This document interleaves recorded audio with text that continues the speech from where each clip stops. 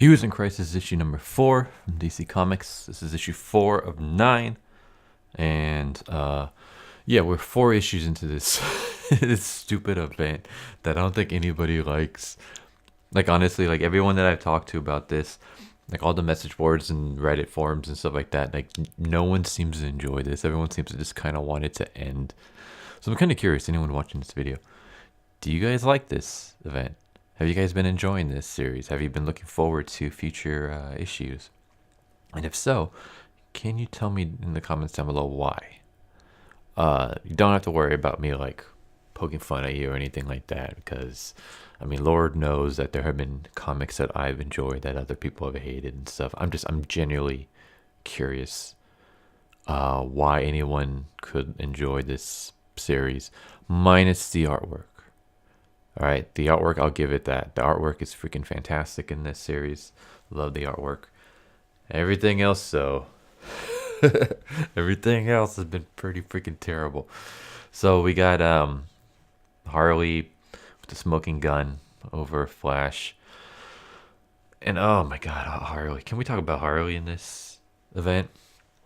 And how like Tom King seems to just have a hard on for her. Like, don't get me wrong, like I love Harley Quinn. I've said this before plenty of times. She's used to be one of my favorites. Literally right behind me is a giant wall poster that takes up like half the entire room of Harley Quinn. And then to the right of me, I have a Harley Quinn statue. I also have a giant poster of Juliet Starling from Lollipop Chainsaw. I don't know if anyone's ever played that game, but she's awesome. But I'm rambling now. Yeah, I like Harley, but I've hated what they've done to her recently.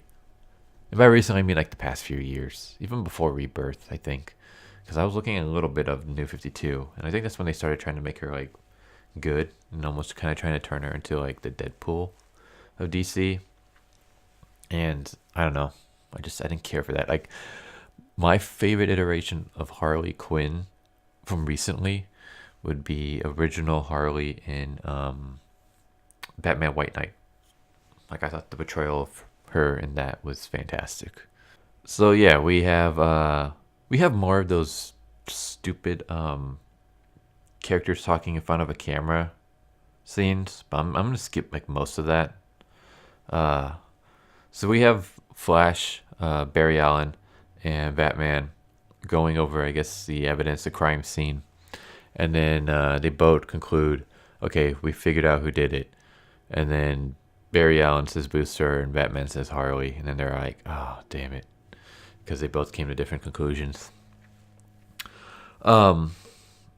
Speaking of, I guess this would be kind of interesting. Between these two, who do you think would be the best at going through a crime scene? Because, I mean, Barry Allen, that's literally his job. But Batman is considered the world's greatest detective. So if you had, say you were a police officer and you needed, or I don't know, you were associated with someone who just died or was in the scene of a crime, and you needed someone to go over and analyze a crime scene, who would you pick? Barry Allen or Batman? I'm kind of interested. So we cut to Booster Gold, where he basically has the lasso of truth tied around him, and then Wonder Woman is asking him questions about, what happened at the event. Tell me, how was your day when the attack happened? And basically, you could kind of figure out if he's telling the truth. And this whole thing is pointless because he ends up literally like saying like, yeah, I don't think I did. I didn't do it. Here's what happened. It was Harley Quinn. She's the one that attacked everyone, blah, blah, blah. And then afterwards, Booster's like talking to himself, and he's like, either the lasso of truth, and either I'm telling the truth or I believe I'm telling the truth because I'm so screwed up in the head. So either way, so this whole scene was just kind of like, all right, it's pointless. I guess it's just there just to show that they tried using the lasso of truth, but there's nothing. Then we get this sexy shot of Lois Lane. And I'm just kind of throwing this in there, just one for eye candy, and two so I can just have an excuse to use it on my thumbnail. No, but in all honesty, like I like this. Like I like how we get bit of an intimate moment between Lois Lane and Superman. And I don't mean intimate by like, sex, but I mean intimate as in you get like a loving husband and wife interaction. And this is like the best portrayal that Tom King has ever done of like a couple. I mean, he completely screwed over the Batman, Catwoman, um, Mr. Miracle with Big Barda. Like, I don't know. I've read that series and I'm just like, this doesn't seem like a healthy relationship. Even here, like, there's some stuff that's just off. I guess it's nice to see Lois Lane and Clark together after Bendis doing Bendisy things. But basically, there's actually a huge controversy um, with Barbara doing her stand up in front of a camera speech thing that like all the other characters are doing. Basically, she stands up and she kind of pulls her tights down a little bit and raises her shirt up a little bit to show a bullet hole uh, in her lower torso. And then she turns around and she lifts up her shirt again and shows the bullet and exit wound going like through her spine. Basically to kind of show that her PTSD or issue comes from getting shot. And a whole bunch of people are like up in arms about this because they say that they're sexualizing a traumatic event. And literally, the sexualizing is that Barbara reveals a little bit of her torso so you can see where the bullet went. And then when she turns around, you can kind of see the curves of her ass a bit. And it's like, well, I mean, she is wearing spandex. Like, what do you expect? Do you expect it to just be like flat, nothing there? But a bunch of people are throwing hissy fits about it. And it's just like, oh, come on, guys. Just grow the fuck up. Seriously. When the fuck has this country become Puritans? Like, remember, like, back in, like, the 80s and 90s and stuff, the left used to make fun of, like, the Christian conservative rights for being, like, too repressed. And now we've just, like, completely switched. Now you get the left and the SJWs, like, constantly bitching about like everything's like sexualized and stuff, and it's like Barbara's literally showing an exit wound. That's it. There's not. It's not like she lifted it up so you see the underneath of her breast or anything. You can she hardly lifts it up past her belly button. And as for like her revealing the exit wound, oh, she's showing off her ass. It's like, no, she's wearing pants. She's fully dressed. She just happens to be wearing spandex, so obviously it's gonna bend to the curve a little bit. I mean, you don't go up to someone who's wearing yoga pants and say that they're showing off their ass. Like, come on now. The whole thing's stupid. But basically, Harley Quinn and Batwoman fight, and then they make up. Like, there's literally a dialogue about how Batwoman's like, me and you, Harley, we're the same. We've both been through like the same traumatic events. Why are we fighting each other? And it's just like, what? What? Like, okay, I've read some of the Batgirl Birds of Prey, like the first like 6 or 7 issues, which is really crappy, by the way. That it sucks. I haven't really read anything with Harley because I've hated her recent like iteration. But as far as I know, there is no Batgirl Harley Quinn relationship. And I don't mean this in the romantic sense. I mean this like there's no friendship whatsoever between these two. In fact, like, I actually had to go and do some research after I finished reading this. I checked out like message boards and Reddit and stuff. And from what I read, like even in the New 52, when Harley was starting to become good, Batgirl Barbara was always uncomfortable whenever Harley was around. Right? So is this just Tom King basically just throwing continuity away just to tell a story like that he like, I don't know, this is very Bendis where it's just like, oh, we had this huge backstory of these characters that everybody knows. Well, fuck that, I want them to be like this instead. Like, I guess that's what we're doing here. We're doing continuity. I don't know, unless someone can tell me. I mean, has anything happened in Rebirth where the two of them are actually friends? Because yeah, this came out of nowhere. It's very like out of character. And also, I don't see anyone sexualizing this. oh, look at that. This is supposed to be like a really deep moment between the two of them, but look, it's sexualized because you can see Harley Quinn's booty shape. No one's bitching about that. Why? Because it's stupid to bitch about it. Like, come on. So yeah, here's one of the examples of the stupid camera room that I'm really fucking hating. So we get Canary. Fuck this, and then she walks off. So thanks Tom King for wasting a page on nothing. I mean, it's not like we're paying $4.99 for this shit. Honestly, guys, like this is issue 4 out of 9, and just keep in mind this was originally going to be 6 issues before it turned into 9. So either way, if it's 4 out of 9, we're about halfway.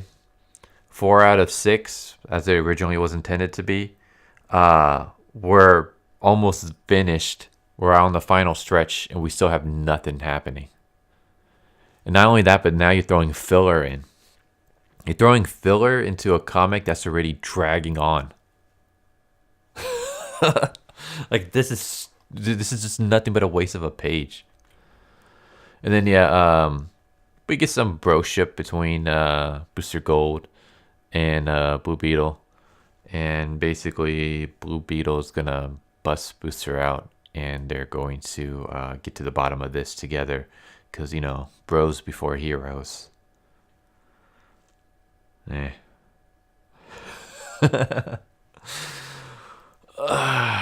guess it wasn't that bad. It's nice to see Booster Gold and this version of Blue Beetle team me up again. Last time I saw this was in Injustice 2. And their scene together was like so awesome. Especially like when you later find out that Blue Beetle dies. Because basically Booster Gold comes from the future. He comes to the past, and he knows that Blue Beetle is going to basically die. He's gonna he's being like interrogated, and he's not gonna give up. Like he's not gonna like betray his friends. And Booster Gold knows this, and he knows that there's nothing he can say to Blue Beetle without change his mind. He knows that his friend is going to die in this moment, and you have a moment where he's like, "I'm gonna be here with you till the end," and he basically stays with Blue Beetle until Blue Beetle passes, and it's like such a awesome bittersweet moment. And it's very surprising when you realize that it's Tom Taylor actually writing that series, and he wrote that. And it's like, so like Tom Taylor can be good, which is why it makes it really sad when it's like Marvel stuff is just absolute garbage, because that there's stuff in there. Like I've read his I read his Injustice. I read most of it, and then I just kind of stopped because I just didn't feel like keeping up with it on a weekly basis, because it was a weekly series. And he did Justice League versus Power Rangers, or Power Rangers Justice League, whatever that crossover was called. And that one was actually really good too. So like he can write like pretty good stories. So it's really sad to see him just pump out a bunch of drivel in Marvel. But yeah, basically Wonder Woman is pissed off because her lasso revealed nothing, and Booster Gold escaped, and she punches the giant penny, and it lands on one of Batman's car, and Batman's just like, you could have helped with that. And I guess it's supposed to be a joke. I don't know. Maybe it's like I've told my friend this. I'm basically a whore when it comes to laughter. Like you tell me the stupidest dad jokes or puns or whatever, and I'll laugh. You ask anyone, like I freaking jokes, even terrible cringy jokes will get like a laugh out of me. There's literally like a meme I saw where it was like when the government tries to take your bread, and then it shows a snake wrapped around a bunch of bread, and he's like, "Stop trying to take my bread, government." And that's literally the whole meme, and I was laughing for like 5 minutes just because of how stupid it was. So like it doesn't take much to get me to laugh. But this, it was like, I mean, I guess it's not bad, but it's just like, I don't know. I basically, like, the corners of my lips tipped up just a little bit, and like a barely Mona Lisa smile. But this is just so out of character of Wonder Woman. Like, it, she is usually very calm and collected, at least from everything that I've read. Like I've admitted before, I'm not a big Wonder Woman fan, but I mean, I've read some of her stuff in the Dark Knights event, Dark Knights Metal. I read some of her stuff in the. I've been reading her stuff in the Justice League Dark, and she always comes across as very like in control of her emotions. So to see her just like be all emotional and like taking her anger out on inanimate objects, comes across as very out of character. I don't know. Plus, is she wearing panties or is she just naked under there? Because that looks kind of. Not that I have any complaints about that, mind you, but I just thought that was kind of funny. I don't see anyone bitching about this panel. Not that they should, because I mean, come on, it's Wonder Woman. So basically, this is when Superman admits that Lois Lane has a source that has been giving her videos of everybody's confessions. And Batman's like, that's impossible. Because every piece of data, as you can read here, every piece of data in Sanctuary is immediately deleted, broken, shattered. That's why there's no records of the killer. I'll get back to that in just a moment. But apparently, yeah, someone has been giving Lois Lane videos of everyone's confessions, and she refuses to tell Clark who the source is.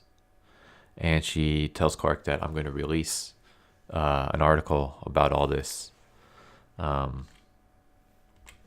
that's going to be the end. And she does. And I don't know. Okay, I get it. You don't give up your sources. That's like number one rule of journalism. Don't give up your sources, because then it makes you untrustworthy, and then no one else wants to be a source to you. But this is literally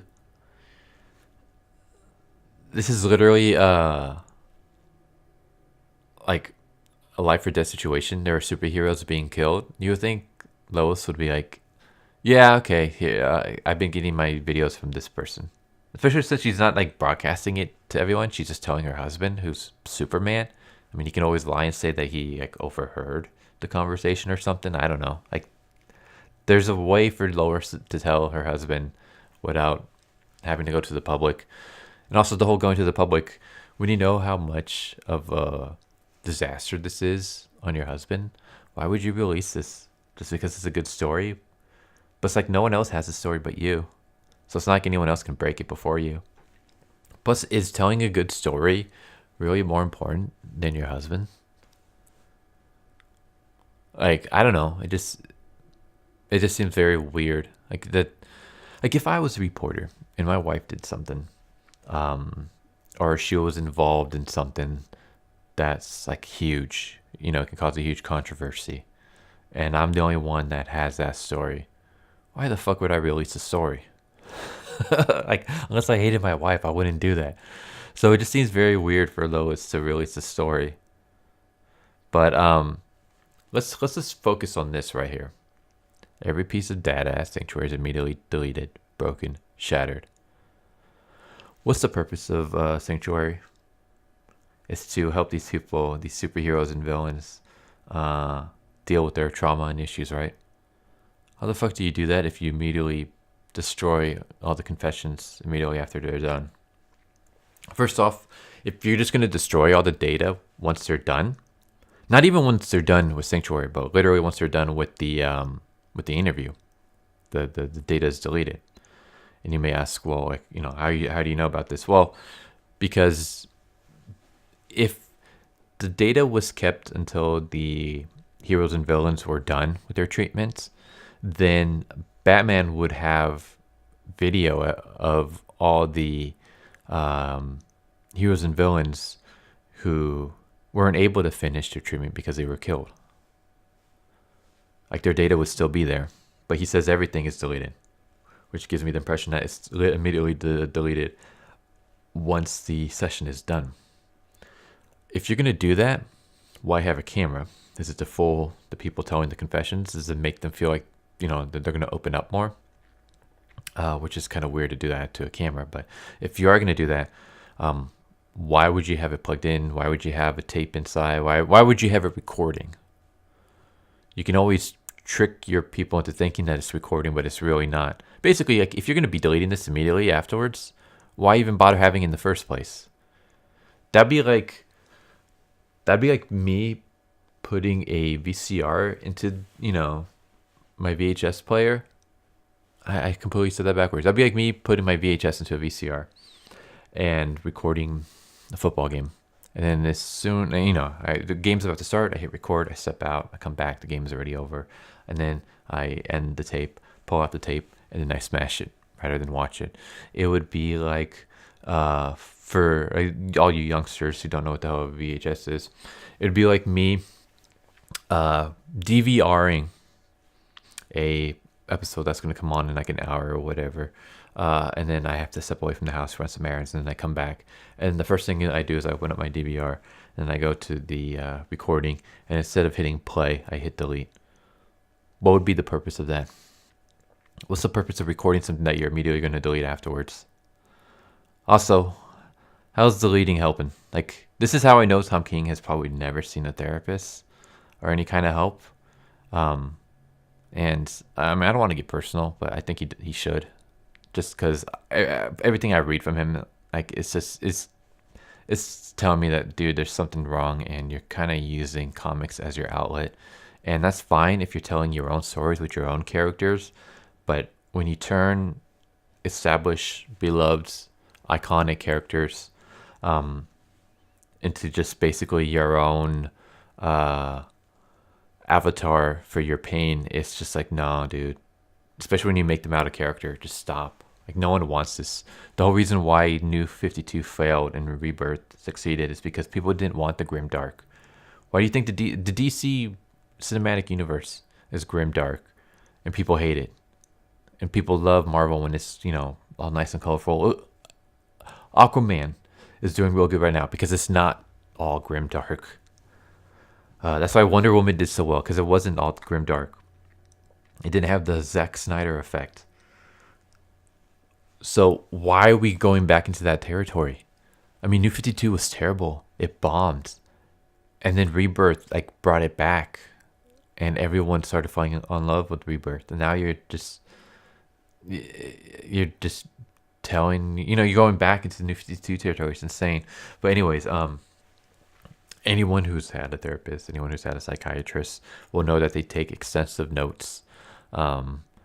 They take notes on anytime you have a session. They're literally there with the clipboard, writing writing shit down, taking down notes. And they do this for multiple reasons. In the beginning, they do it so that they can get a assessment of you. They can be like, okay, here's what this person has. Here's things that have worked for them in the past. Here are things that don't work for them in the past. Here's how they feel about this and this, and that way they can better narrow down how they're gonna heal you, or how they're gonna help you, because there's so many ways that you can go about stuff, but everyone is different. Everyone has different reacts to things in different ways. So they're constantly taking notes down for that. They're also constantly taking down notes so that they can monitor your progress. They're basically that way they can go back and then be like, all right, a month from now, he was like this or she was like this, and now they're like this. So now we can be like, okay, it looks like they've gone better, or it looks like they've gone steadily worse. It's also so, like, if something happens, like if they have like a relapse, it can be like, okay, here's where the relapse happened, and here's where the relapse happened, and it seems to have been because of this, or this factor right here could have contributed to it.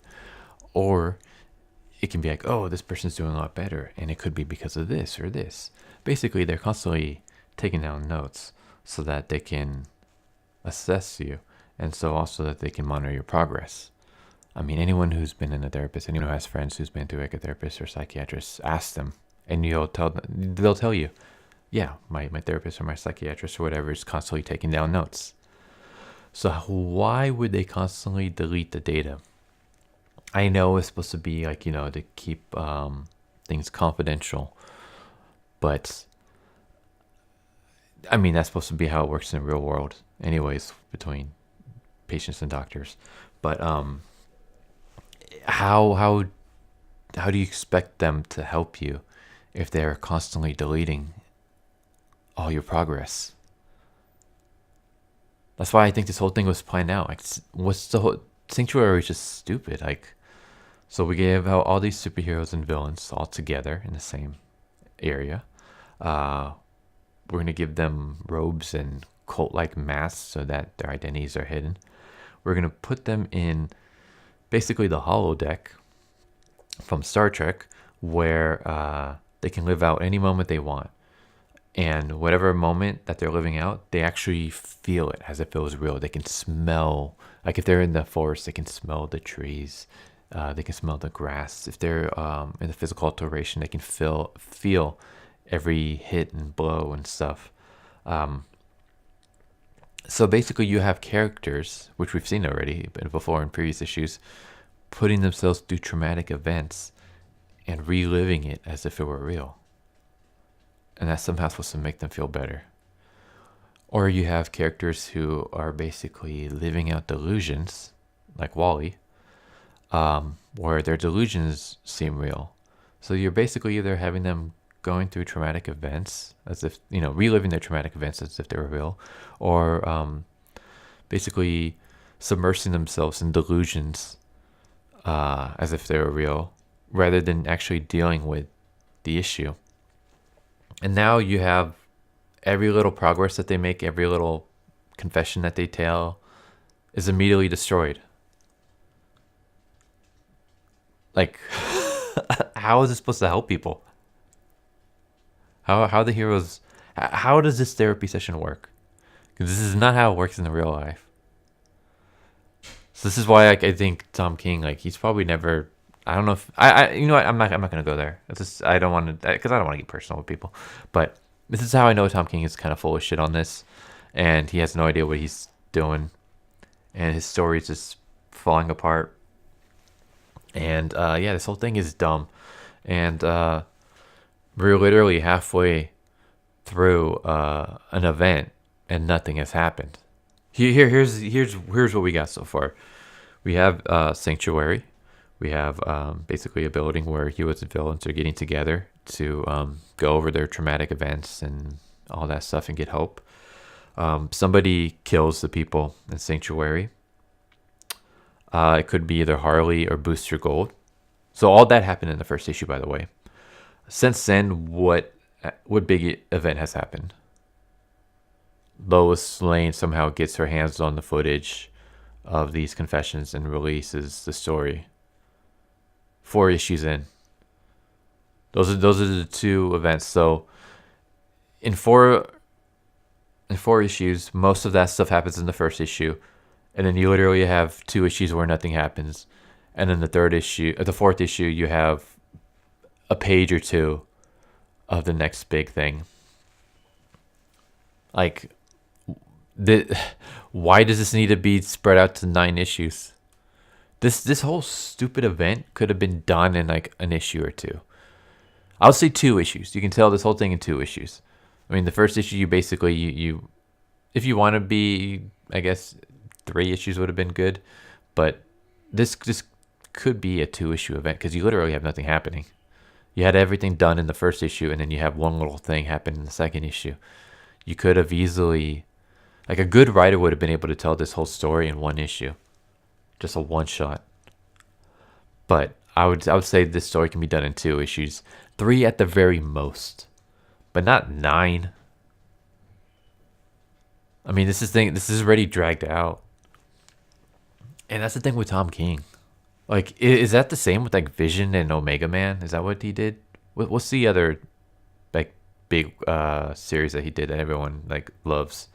Because Batman is, from what little I've read, not only is it just poorly written, but it drags on for fucking ever. And I mean, look how much they dragged on the Batman Catwoman marriage that didn't happen.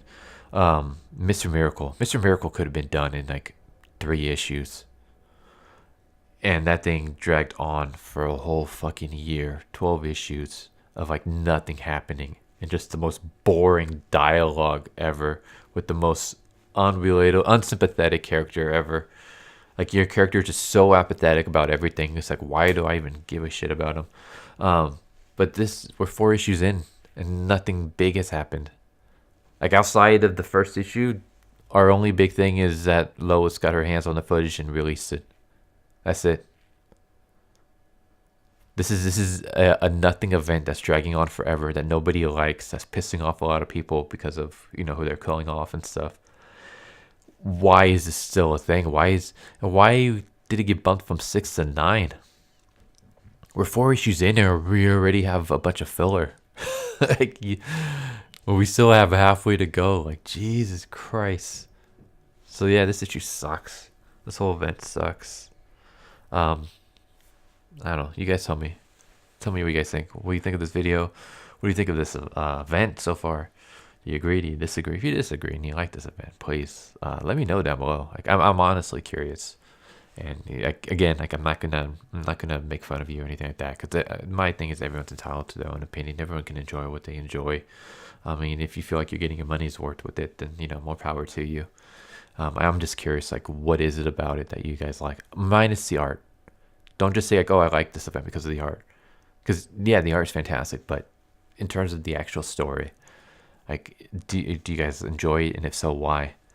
But yeah, this event needs to die. Tom King needs to be like relegated to just like C-list superheroes and just give him like 3 issue mini events, and I think he'll be fine. Like the more issues you give Tom King, the worse his writing gets. And then I just hate how like he's taking these beloved characters. And the thing is like it's fine if you were doing like a Sean Gordon Murphy where you're doing like an Elseworld kind of thing with the characters.